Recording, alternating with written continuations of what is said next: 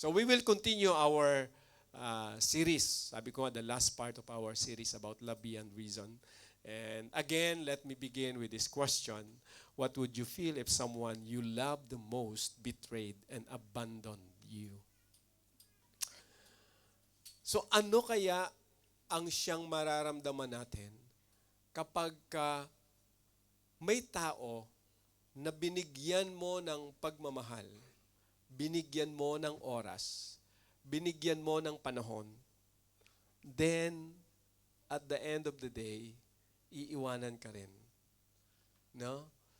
At mag-iiba siya ng direction at hindi makikinig sa iyo marahil. Anong gagawin mo? Anong mararamdaman mo? Of course, hindi tayo masaya. Kahit naman kanino siguro mangyari. Sino ba ang magiging masaya? Diba? Kapag tayo ay tinalikuran or iniwanan ng minamahal natin. Parang napakalungkot natin. Kasi, Pastor, kasi kung magtanong parang ang bigat, parang ang hirap tanggapin yata ng tanong na yan. Parang nakakalungkot. Ayaw ko kayong bigyan ng kalungkutan. Gusto ko kayong bigyan ng kaligayahan or kasayahan sa buhay. Sa mga tanong na to, ito po ay, kumbaga, inilagay kong tanong para makita natin ano ba ang pwedeng mangyari sa buhay natin. Ito ba ay, gaano katotoo to, no? Ito ba ay nangyari na? So, tingnan po natin kung paano tayo paalalahanan ng Panginoon sa lahat ng nangyayari po sa ating buhay. Okay, this is the title of our conversation. Kinuha ko po ito sa book, The Rugged God. So isang bagay na magpapaalala sa atin, although tayo po sa atin bilang mga Pilipino, hindi tayo masyadong familiar or marahil sa mga terminology na to na ginagamit natin about God, the rugged God. So ano bang ibig sabihin yan? Dahil of course, alam naman natin the word rag para bang walang kwenta, diba? Basahan, sabi nga sa Tagalog, kumukumu siya, no? Hindi mo maintindihan na, diba, wala sa ayos, no? Another term na ginagamit po dyan is neglected. Parang baliwala. Hindi binibigyan ng importance. Can you imagine, di ba, yung essence ng isang tela na, kumbaga po, hindi mo man lang na-iron, di ba? Parang ganun eh. Yung basahan na ginagamit mo sa mga lugar na hindi, kumbaga po, ay malinis, di ba? Yun yung pinanlilinis mo, kaya tinawag sa Tagalog basahan, no? Rugs. So, yun yung pinanlilinis mo para ang isang lugar ay maging malinis. Ganyan natin tinitingnan itong terminology nito. Pero ang author, ginamit yan about God para patunayan sa atin, ipakita sa atin based sa mga verses, ano ba ang ginawa ng Diyos? Bakit niya ninais na ito ay, kumbaga po, ay mangyari sa Kanya? Bakit kinakailangan na maranasan ng Panginoon na siya'y baliwalain? Neglected, abandoned, na para bang wala man lang pumansin sa Kanya. Di ba? Ganon natin madidescribe kung mayroon kang basahan at mayroon kang napakagandang damit, anong papansinin mo? Of course, di ba? Laging magaganda ang pinapansin natin. At yung mga bagay na sa tingin natin hindi importante, binabaliwala natin. So, nais ng Panginoon na ipaunawa po sa atin na sa lahat ng nangyayari, minahal pa rin niya tayo. So sa ganito pong pag-uusapan natin, makikita natin ang katotohanan patungkol sa pagmamahal pa rin ng Diyos sa ating buhay. At ito po yung verse na ating sisimulan. From John chapter 1 verse 14. The Word became flesh and made His dwelling among us. We have seen His glory, the glory of the one and only Son who came from the Father, full of grace and truth. So gusto ko na maging malinaw po sa atin itong mga terminology na ginamit ni John. Bakit mahalaga to? Kasi unang-una po, ang ating pananampalataya ay nababase sa ating pong pagkakilala sa Panginoong Jesus. Ayon po kay John, the beloved na siyang sumulat nito, sabi niya, the Word became flesh. Okay? At nakita natin yung word na binabanggit niya dyan, walang iba kundi si Jesus. Kasi ginamit niya yung term na the glory of the one and only Son. Wala pong ibang naging tao maliban sa ating Panginoong Jesus.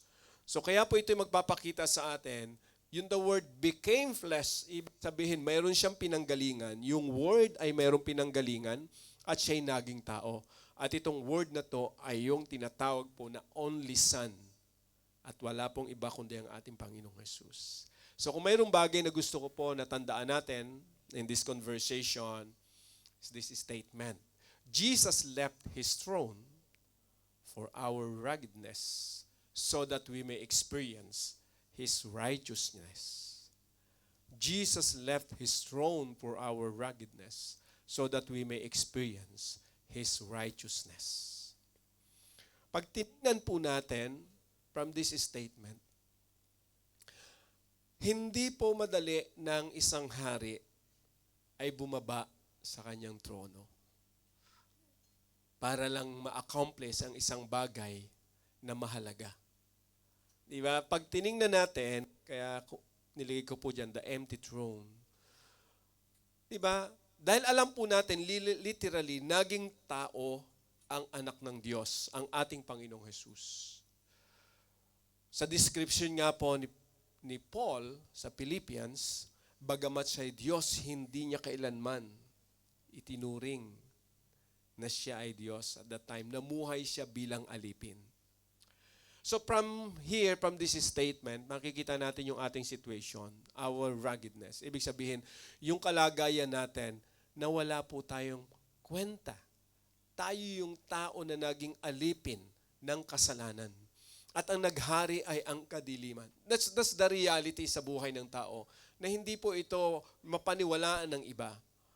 But we believe, based po sa statement, sa Word of God, na talagang mayroong evil na naghari, na daya po tayo. Kaya ang tawag sa atin, we are, kumbaga po, slave of sin.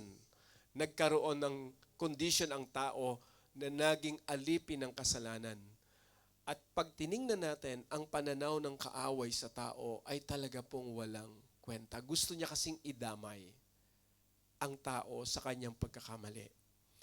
At dito sa mundo, mapapansin po natin na grabe yung naging kasalanan, grabe yung pamumuhay ng tao, at nawala talaga yung righteousness ng God sa buhay ng tao.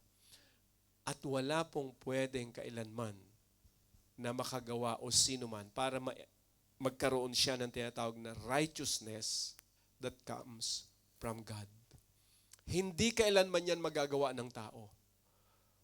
Only Jesus can give that kind of righteousness. That is the reality, that is the truth. Bagamat tayo po ay nagkaroon ng kalagayan na para tayong basahan, walang kwenta. Diba? Actually, sa Old Testament, even kay Isaiah, yung ginagawa ng tao, na kahit na po sabihin ng tao na mabuti yung ginagawa niya, but because of sin na naroon sa puso at isip ng tao, even the offering, sinabi ng Diyos kay Isaiah, even your offering, your good deeds is like a rag or basahan sa aking harapan. Bakit? Kasi wala nang saysay yung ginagawa ng tao before the Lord because the word righteousness na hinahanap ng Diyos sa tao ay totally nawala because of sin. Kaya po, ang Panginoong Hesus lang ang siyang tanging paraan para ito ay maibalik. Kaya sinabi ko, Jesus left His throne for our ruggedness so that we may experience His righteousness. Punta po tayo sa ilang verse. Let's move first to Matthew chapter 2, 1-2. Ito po yung statement ni Matthew. After Jesus was born in Bethlehem and Judea, during the time of King Herod, Magi from the east came to Jerusalem and asked, "Where is the one who was born King of the Jews? We saw his star when it rose and have come to worship him." So dito malinaw kung papaano na ang mga magi or mga wise men na tinatawag po. So unang-una, ika-clarify po natin, tayo ay nagising sa isang paniniwala, siguro halos lahat tayo sa Philippines, na itong magi na to ay 3 hari dahil tayo po ay may inaawit. Nung Pasko ay sumapit, may 3 haring nagsidalaw. So awit natin yan, sinorkat ko na lang. Siguro hindi alam yung awit na yun, no?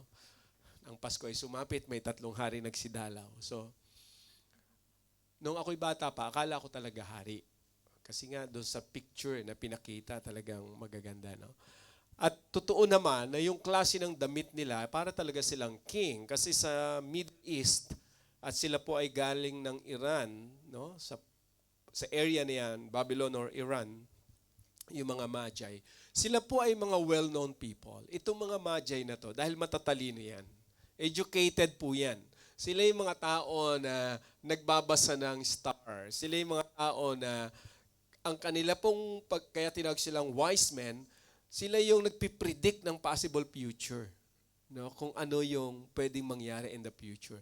And yung history, binasa po natin yung book ni Daniel at yung pong Old Testament, alam naman natin sa record na na-exile sila Daniel sa area po na yan, ng Babylon to Iran, nung panahon na yon. At si Daniel ay isa po sa ginamit ng Panginoon to predict the future. At si Daniel ang naging chief ng mga Magi sa area ng Iran. Pag binasa natin history, si Lord ang siyang nag-appoint kay Daniel. Yung mga, kumbaga po, ay Magi ng king during those time, ay sila ay, kumbaga, ay na-under or nakilala nila si Daniel. And probably, sa haba ng panahon, may record doon si Daniel at ilan ito sa mga Magi na to ang nakakaalam kung ano yung prophecy na binanggit ni Daniel in the future. No? At yung inaasahan ng mga prophets, yung prophecy nila Isaiah, na alam din ng mga Magi na to, kaya nung makita nila yung stars, hindi po, tayo po walang ka-idea, kasi hanggang ngayon may nagsasabi na may nagbabasa ng star, no? So, ako nga nung araw nakarinig, pwede kang bumili ng star. Hindi totoo yan, ha? Ipapangalan sa'yo. Hindi nyo alam yon? Pinapaalam ko lang sa inyo. Mayroon po noon na, kumbaga po ay sa internet kumakalat. Billions of stars yan ng mga astronomers nakikita.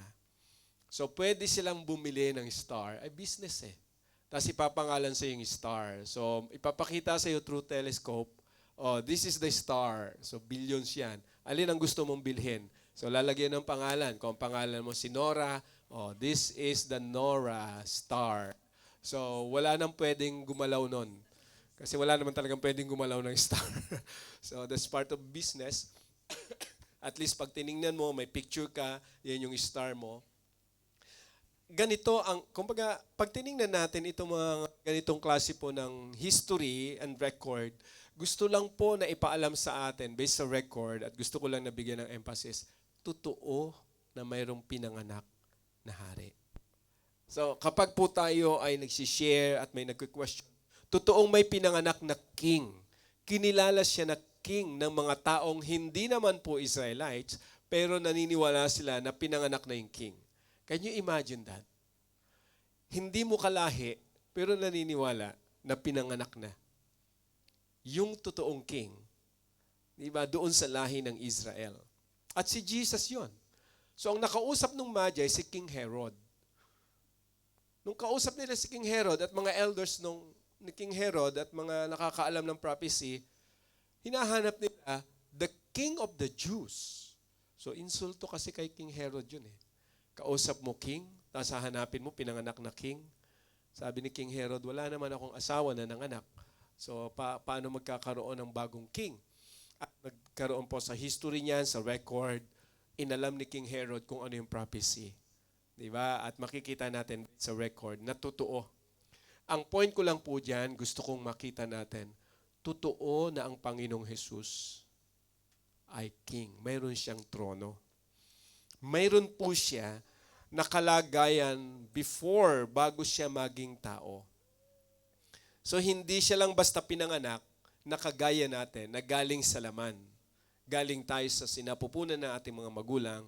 Doon tayo nagmula talaga eh. Lahat tayo galing sa tinatawag na dust. No? Pero si Jesus iba po. Although mayroon siyang physical na katawan, pero yung origin ni Jesus, hindi po siya kagaya natin. Siya yung King of Kings na tinatawag. Siya yung King na sinasabi ko na umalis sa kanyang trono. For what? Para po sa atin. Para lamang tubusin, para lamang alisin tayo sa ating kalagayan bilang walang kwenta. Bakit walang kwenta? Dahil alipin tayo ng kasalanan.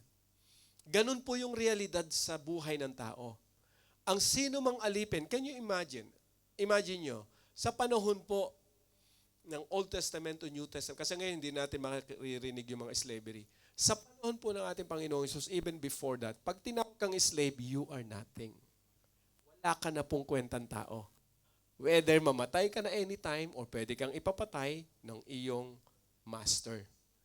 Kaya ang slave wala pong kwentang tao nung araw ang slave.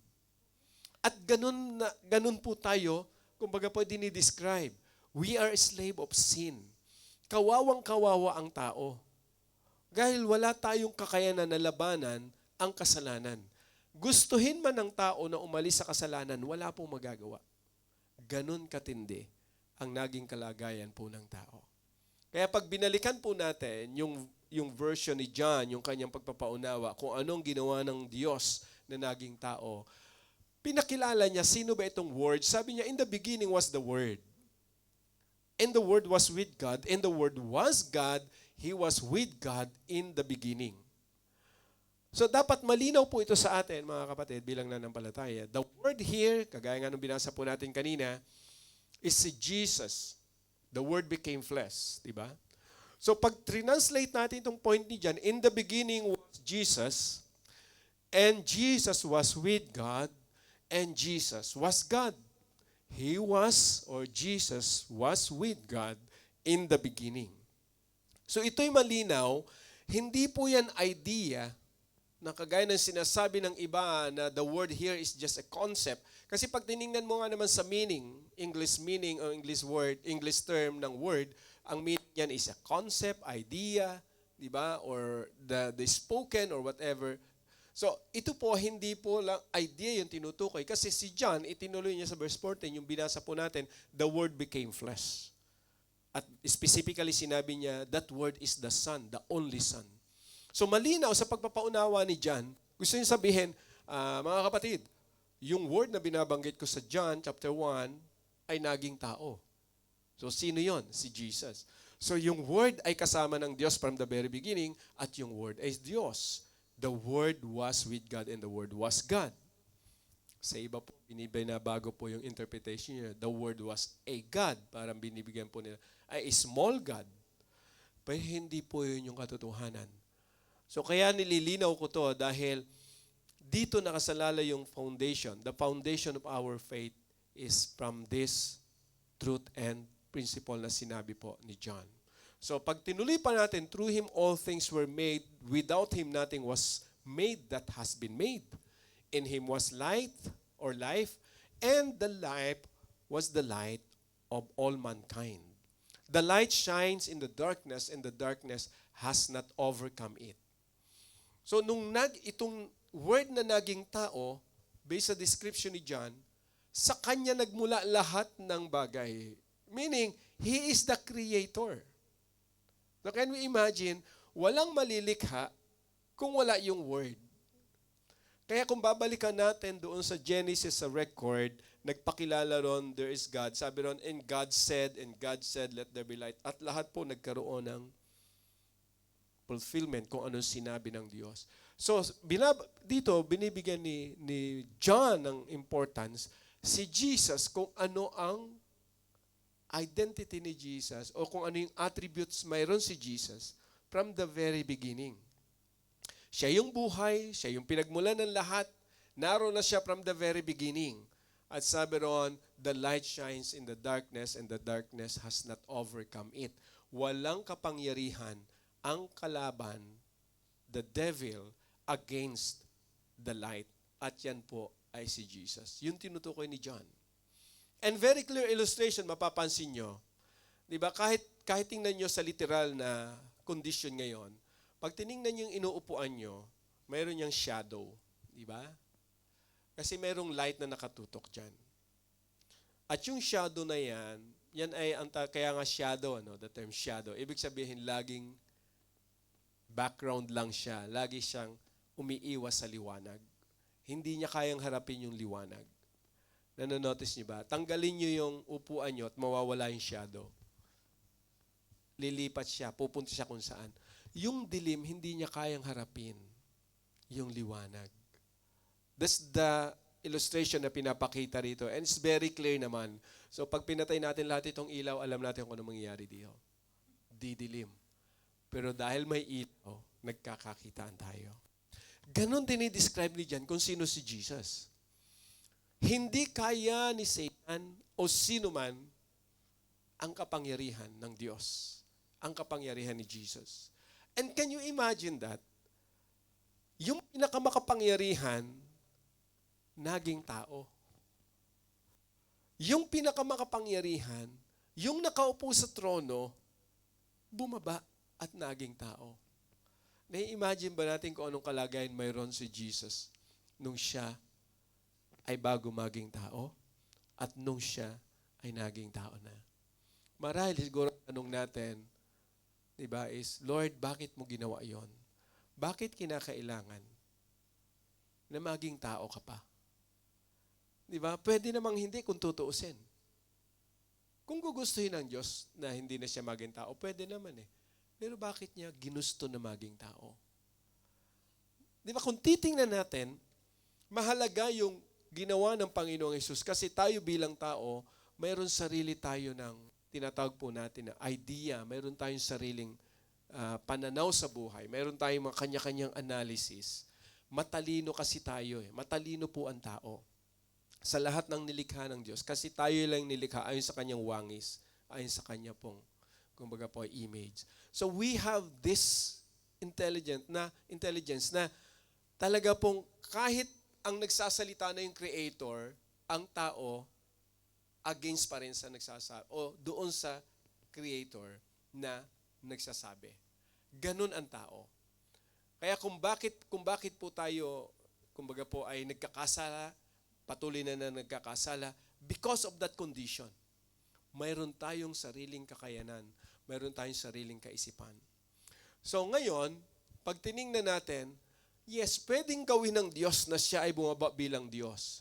Ang tanong, sabi ng Panginoon, kaya ba nating harapin yung liwanag ng Diyos kung bababa siya bilang God? No one. Walang pwedeng humarap sa Diyos.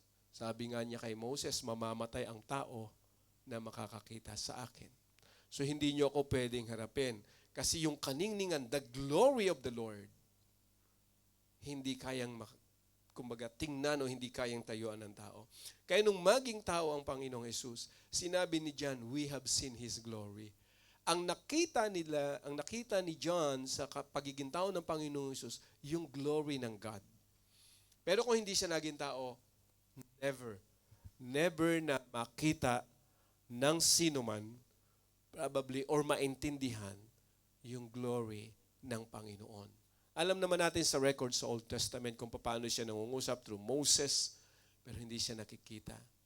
At maraming pagkakataon na kinausap niya ang tao para ipaunawa kung sino siya, pero hindi pa rin talaga siya nakilala at hindi pa rin siya sinunod ng sino man.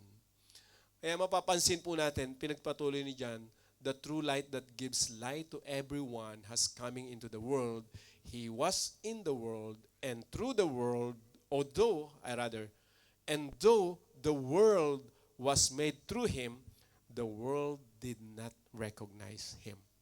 So kung papansinin natin yung statement ni John, series of, kumbaga po, statement ito, at dito binanggit niya, ilang beses niyang ginamit yung word, o yung the world, na kung titingnan natin, ito translate natin Tagalog, ang mundo or daigdig. Di ba?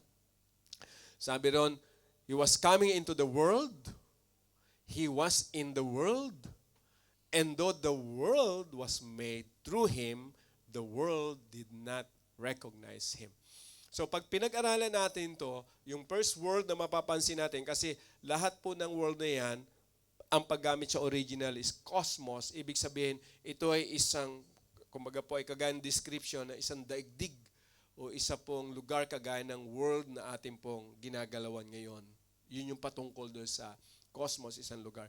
But kung titingnan po natin sa statement ni John, yung last part ng paggamit niya ng world ay patungkol sa tinatawag po na condition of man who committed sin.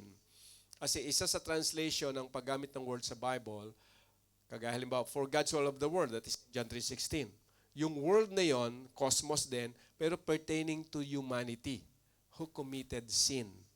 Kaya dito mapapansin natin, nililinaw lang ni John, bagamat tayo bilang tao ay nilikha ng Diyos at tayo'y nagkasala, bagamat tayo nilikha ng Panginoon, hindi pa rin natin siya na-recognize.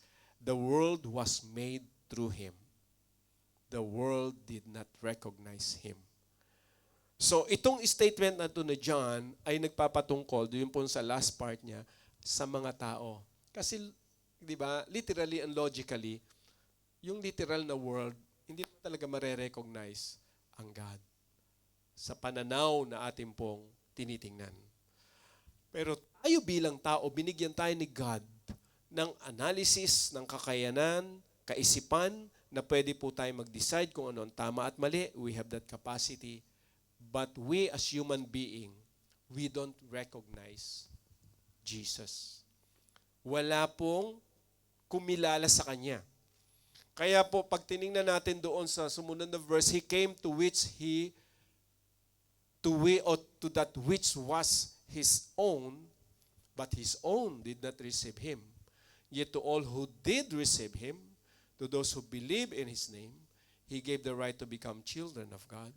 So dito nilinaw ni John, pinapakilala niya si Jesus kung sino, at binanggit dito ni John, literally na sinabi niya, He came to that which was which was His own.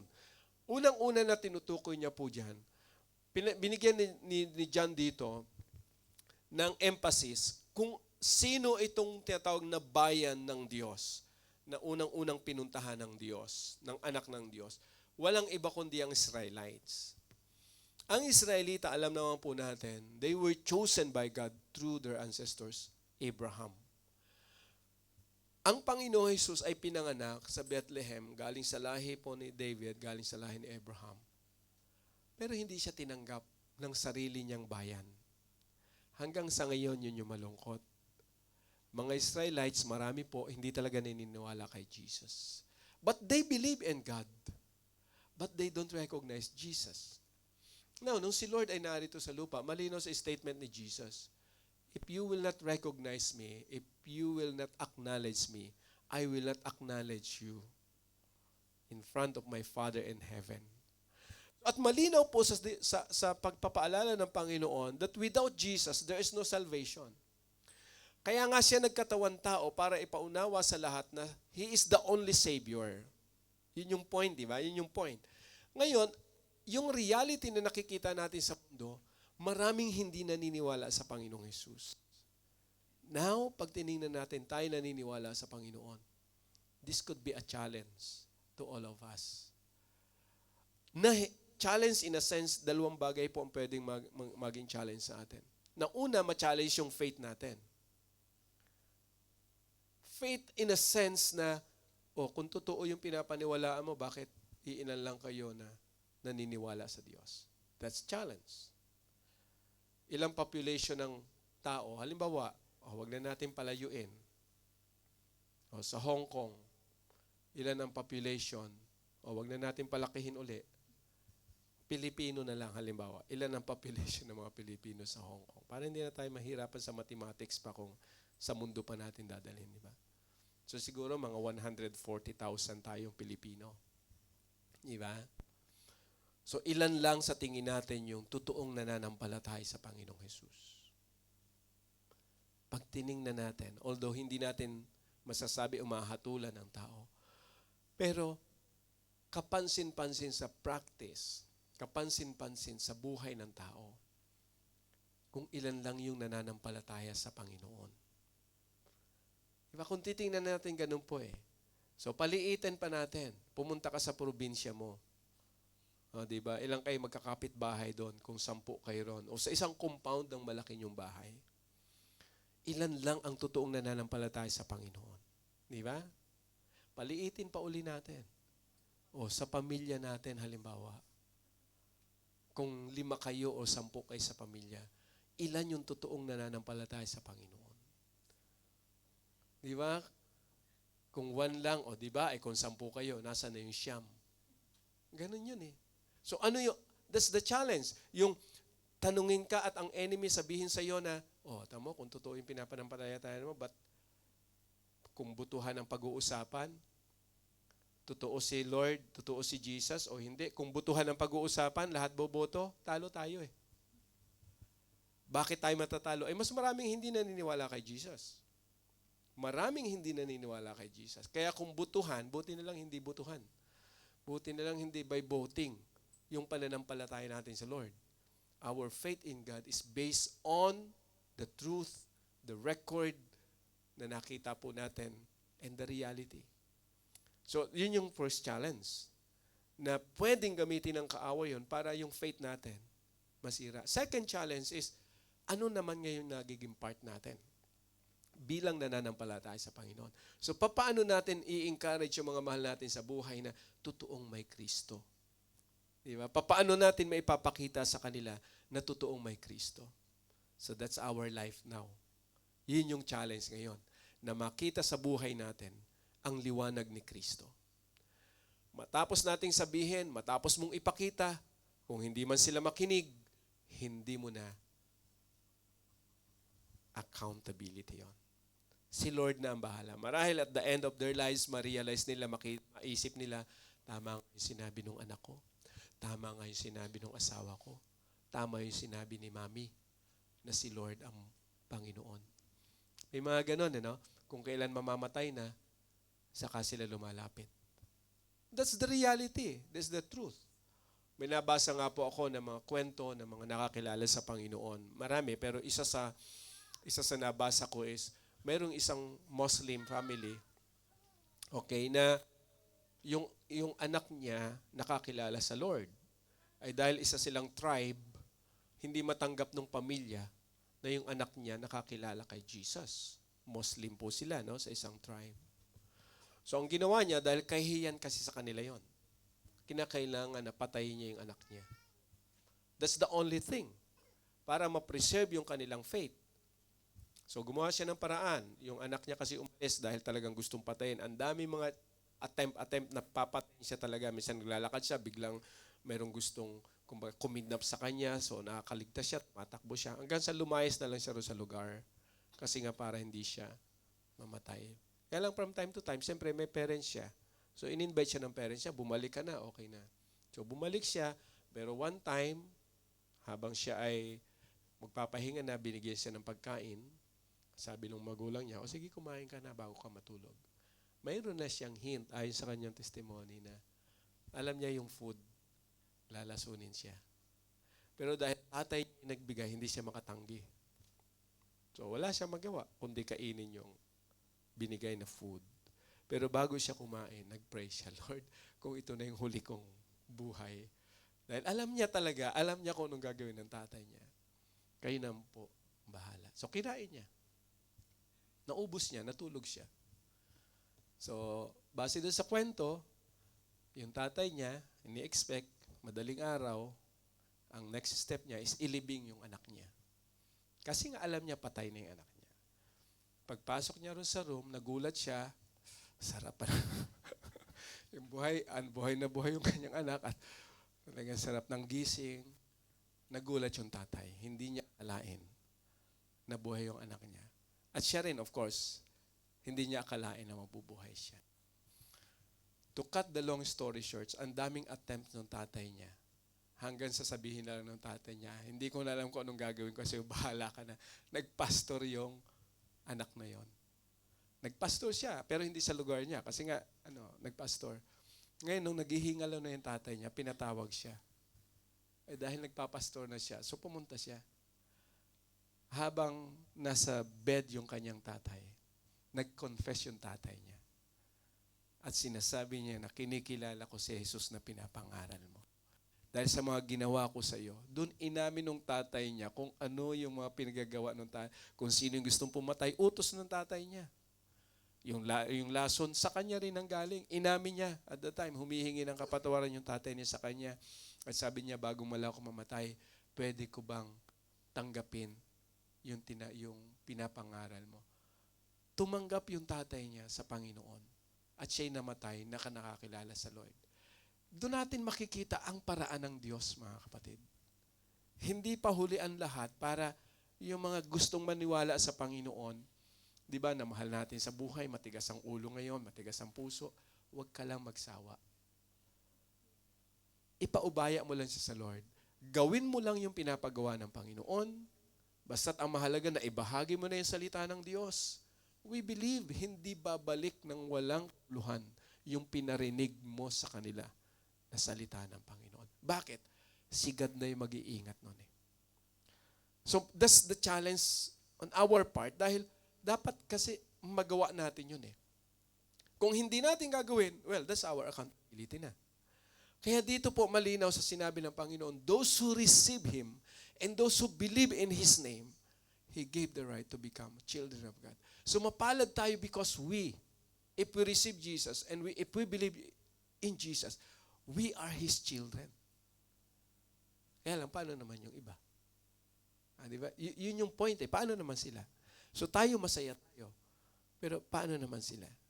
So that's why, pag tinignan po natin, parang pag titingnan natin ginawa ni Lord, para bang kung gagawa natin ng kwento itong kwentong based sa ating pong kaisipan bilang tao, na naroon ang Panginoong Jesus sa heaven, the Father, the Son, and the Holy Spirit. Diba? And then sabi nung Son, I need to go down. Kasi kailangan nila ng Savior. Para siya nag-volunteer, di ba? Sabi ng Panginoon, bumaba siya sa lupa on His own decision. Dahil mahal niya ang tao. So kung sa atin bilang tao, at isa ka doon sa magdidesisyon, baka pwede mong sabihin, wag ka na lang bumaba, mahihirapan ka. Tamo, iaalay mo yung buhay mo, suffering. Pero sabi ni Lord, no, kinakailangan gawin ko to. Kinakailangan harapin ko yung hirap na yon. Bakit? Para sa kanila.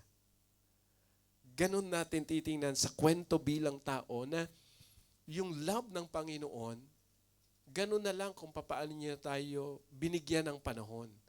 Bago nga't kung tutuusin, sabi ko nga, wala naman tayong kwenta. Bakit pa tayo bibigyan ni God ng oras? Sa mundo na to, wala tayong kwenta. Sa mundo na to, ang tingin ng tao sa atin,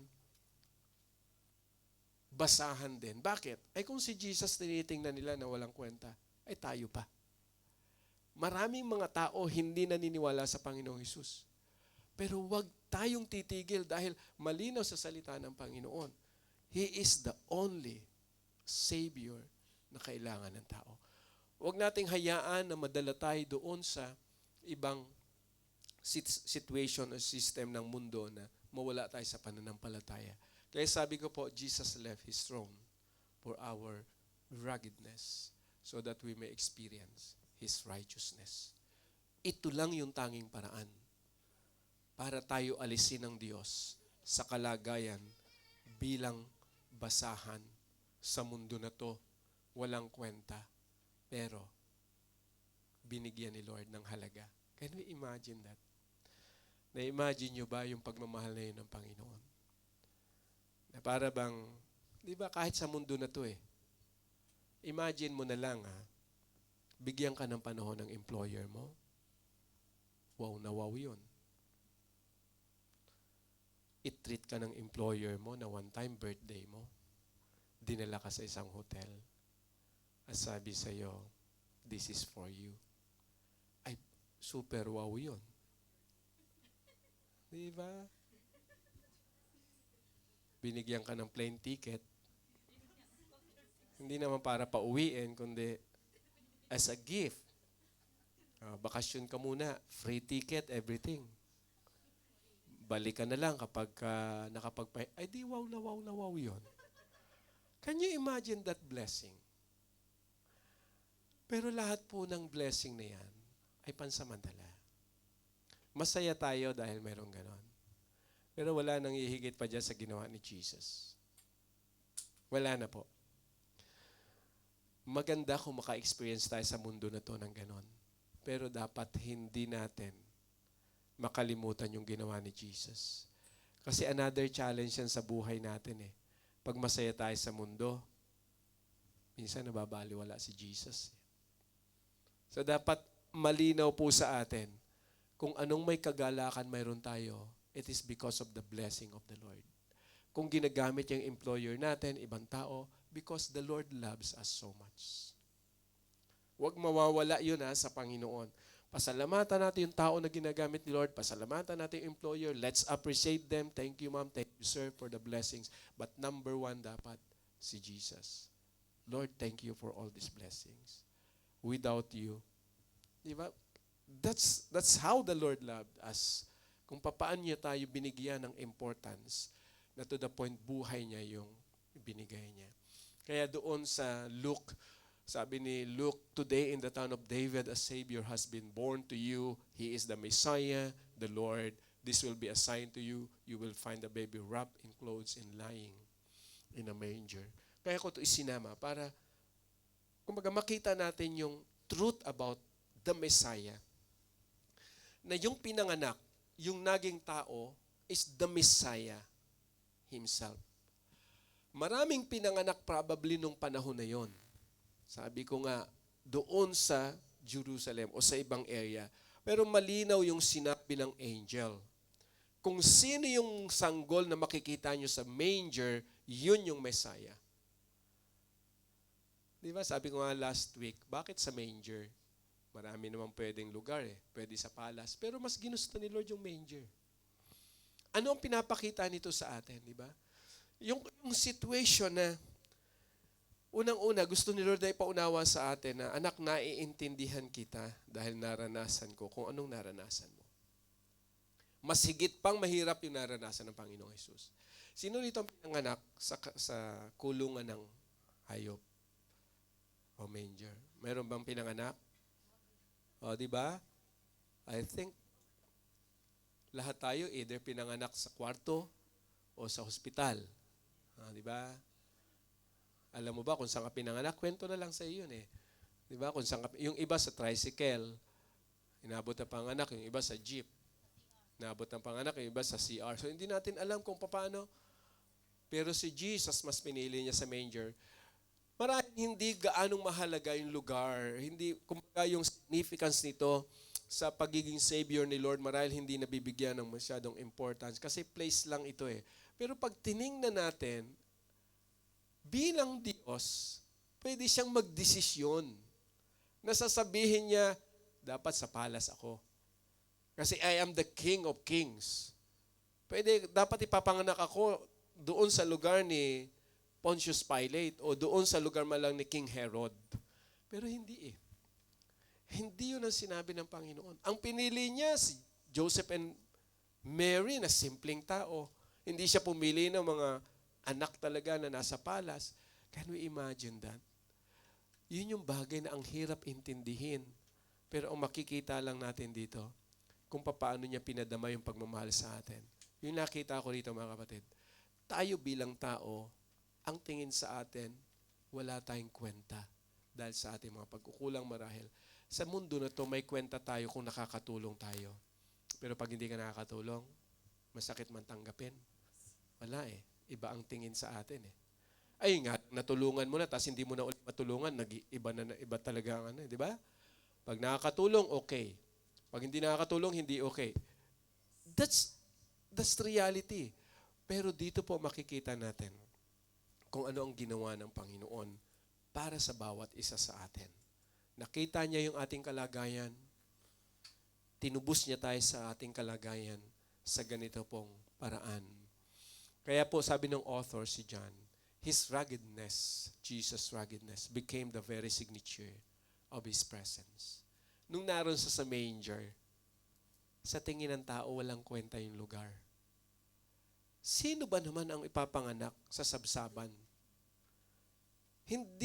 Kumbaga, hindi dignified yung dating Hindi siya kilala Pero ang bumisita sa kanya, mga taong kilala, the three wise men, na naniniwala sa kapanganakan ng King of Israel.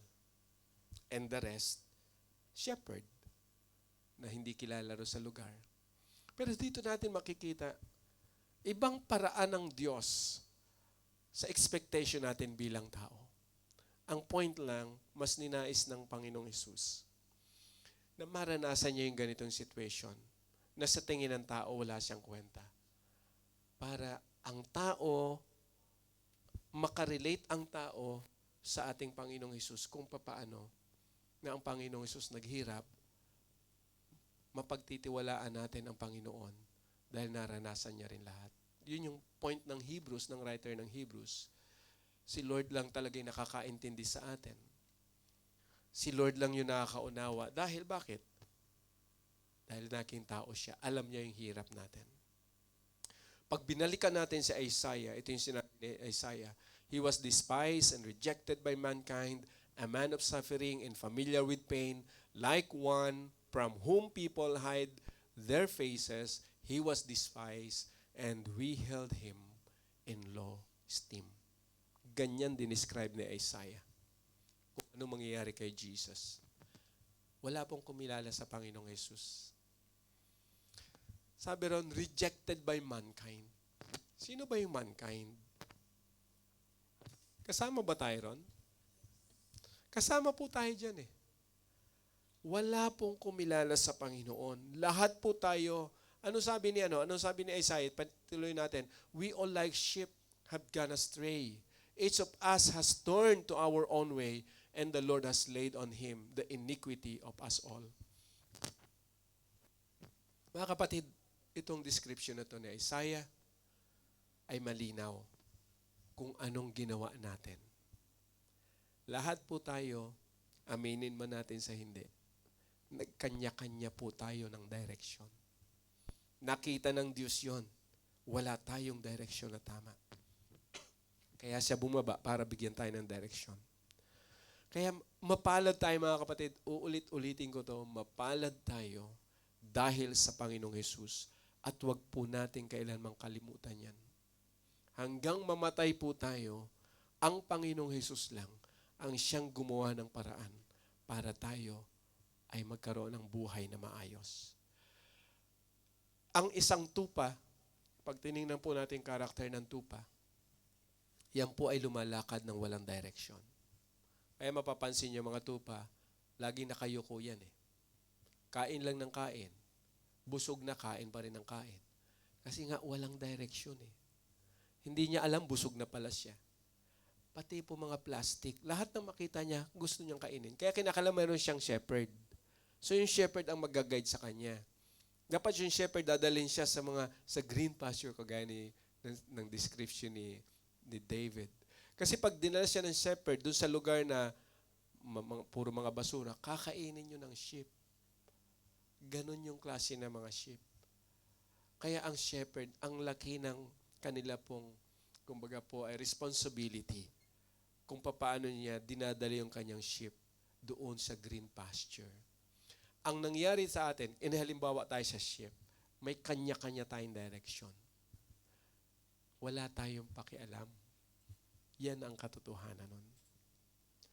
Kaya ang tanong, sino ba ang nang-iwan? Ang Diyos o tayo? Di ba? Pag tinignan natin mabuti, tayo po yung lumayo. Hindi ang Diyos.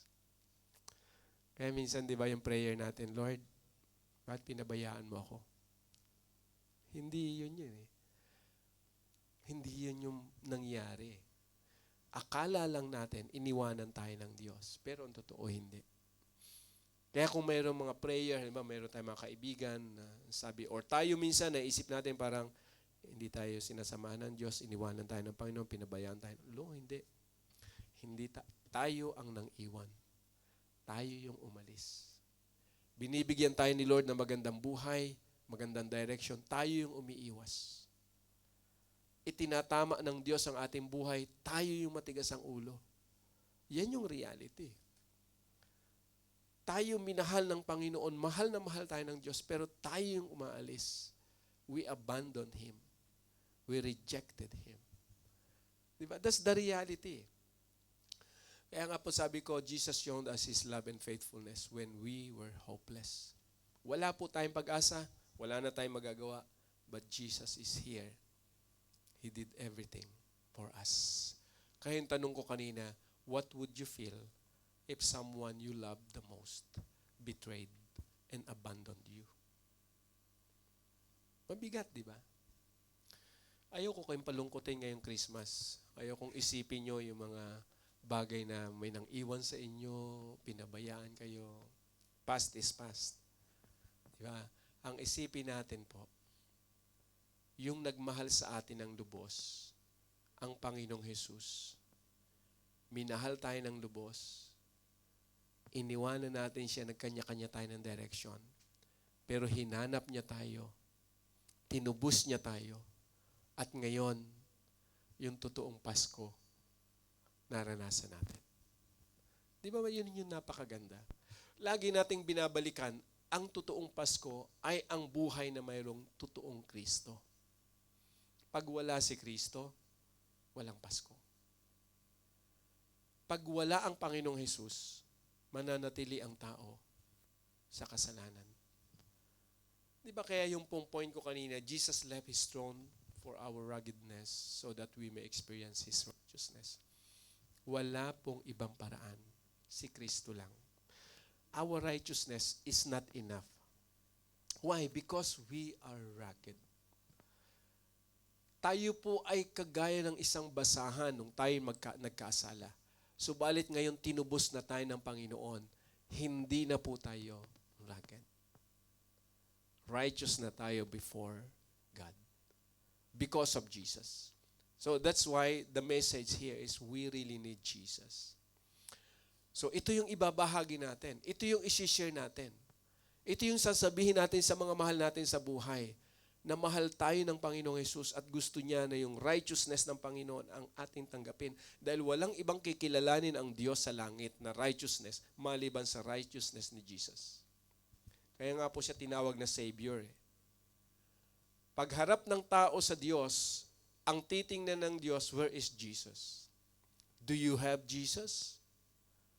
Do you have the Savior? If Jesus is not present, so you don't have Savior, you are not allowed to come here. That's the reality. Pag ating pong titingnan the future, pagdating at dumating ang Panginoong Hesus, ang hahanapin ng Diyos ay yung kanyang anak na napako sa krus, yung nagkatawan tao, yung namatay, yung nagbigay ng righteousness, yung bumaba at tinawag niya tayo, binigyan niya ng karapatan. At dahil sa Kanya, tayo napabilang sa Kanyang pamilya. That is the word grace of God in our life. So, kaya dito wala po tayong pwedeng anumang maipagmalaki sa buhay na to. Because without Jesus, we are rugged. Without Jesus, para lang po tayong basahan.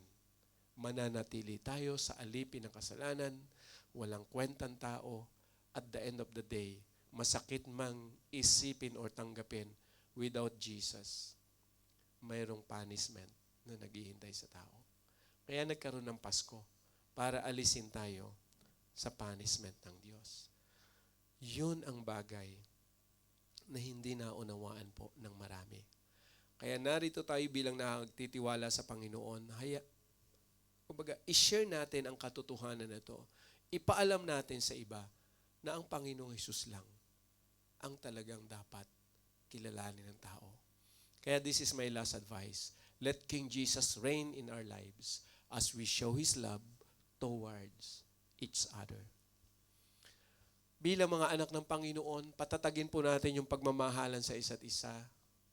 Ingatan natin bawat isa. Bilang magkakapatid, mahalin natin, paalalahanan, encourage natin, tulungan natin na maging matatag sa pananampalataya. Huwag tayong maging dahilan para yung isang Kristiyano lumayo sa Panginoon at hindi niya maintindihan ang buhay Kristiyano. Huwag po yun ang ating, huwag nawa yun ang mangyari. Kundi ang sikapin natin ay maipakita yung pagmamahal ng Panginoong Hesus.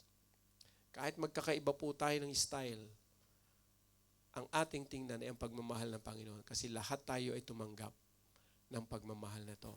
Pag si Kristo ang naghahari sa atin, mga kapatid, yung pagmamahal na yan, magmamanifest. Ito yung ating mensahe, ito yung ating ibibigay, ito yung ating ipapaunawa sa ating pong mga mahal sa buhay, mga kapatid, nakakasama natin sa church. That's why, let King Jesus reign in our lives as we show His love towards each other. Kumusta po tayo? Kumusta ang ating parating na Pasko? Diba? So, ito yung prayer natin, mga kapatid, na ang tunay na Pasko ay talaga maging totoo sa buhay natin. Hindi man tayo mapera, hindi man tayo mayaman, pero pwede kang payamanin ng Diyos in future. Hindi natin alam. Pwede kang pagpalain ng Panginoon. Ang mahalaga, si Kristo hindi nawawala sa puso mo. Amen? Yun po yung mahalaga, mga kapatid. Ingatan natin to sa buhay natin.